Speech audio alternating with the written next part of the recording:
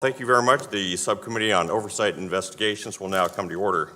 The Subcommittee on Oversight and Investigations is meeting today to hear testimony on the denial playbook, how industries manipulate science and policy from climate change to public health.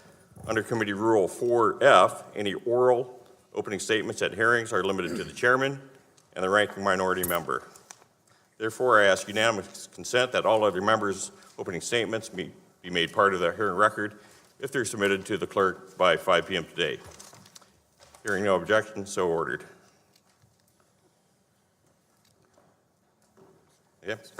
Welcome to the first Oversight and Investigation Subcommittee of the 116th Congress. It's an honor to serve as chairman. Now more than ever, this subcommittee's mandate is important. We must work together to ensure the American people have a government that is transparent, and accountable to them. I want to thank the ranking member, Mr. Gohmert, for his ongoing service to this subcommittee. My hope is that we can not only have a great working relationship, but we can find common ground in working for an effective, efficient, and responsive federal government that serves the best interests of the American people. Today's hearing focuses on the climate denial playbook, and it's part of this committee's month-long series on climate change. Let's be clear.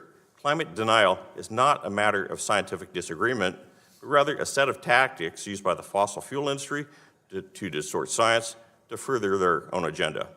Over the past few decades, we've seen a parade of industry-backed experts calling into question what is already the overwhelming consensus of the scientific community on climate change, creating confusion, uncertainty, and doubt in the public about one of the greatest national security challenges of our time. Today, we'll hear about one of the key plays in the denial playbook, something our witness, David Michaels, has described as manufacturing uncertainty or manufacturing doubt. Of course, this is not the first time we've seen this denial playbook put to use. The tobacco industry made it famous. Nearly half a century ago, a tobacco executive said that doubt is, quote, the best means of competing with the body of fact that exists in the minds of the general public, end quote. We've seen the NFL use the playbook to dismiss the role of professional football in causing a neurological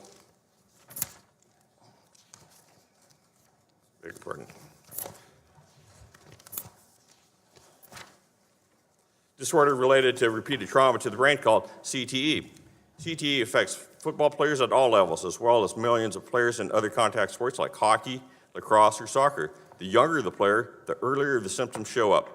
Symptoms include memory loss, aggression, depression, and dementia, and can appear decades after the last traumatic event. And the pharmaceutical industry has used the playbook to deny the addictiveness of opioids. Now that denial has helped drive an opioid epidemic that kills 130 Americans every day. It's created a new generation of kids who lost their parents to opioids. In each of these cases, the science showed a clear risk, but industry distorted the science to keep selling their product.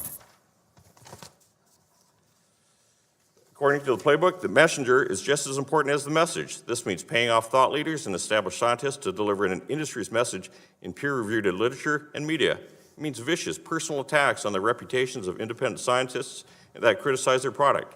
And it means funding entire programs in academia and even in the U.S. government to conduct the research it wants, sometimes reserving the right to kill or edit studies that don't produce favorable results.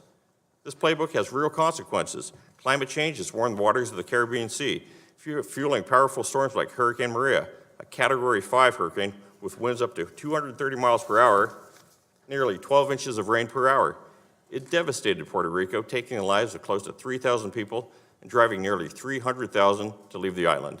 In my home state in California, last year, it led to the deadliest wildfire season in history. According to the National Climate Assessment, rural communities face challenging obstacles in responding to climate change because they are highly dependent on natural resources. My constituents, the people of California's Central Valley, live in one of the most economically depressed parts of the country. We've been forgotten, but not left behind. But it's my constituents who have seen the direct impacts of climate change with our recent heat waves and droughts. It's only going to get worse if we don't work together and address the issues head on. And I'm committed to finding solutions for my constituents and the American people. A clear understanding of the magnitude of damage the denial playbook has had on working families in my district and across America is the first step towards fighting back against its harms. I look forward to adding to that understanding in today's hearing, starting with the Playbook's most consequential use to date, climate denial. And with that, I now recognize Ranking Member Gohmert for his opening statement.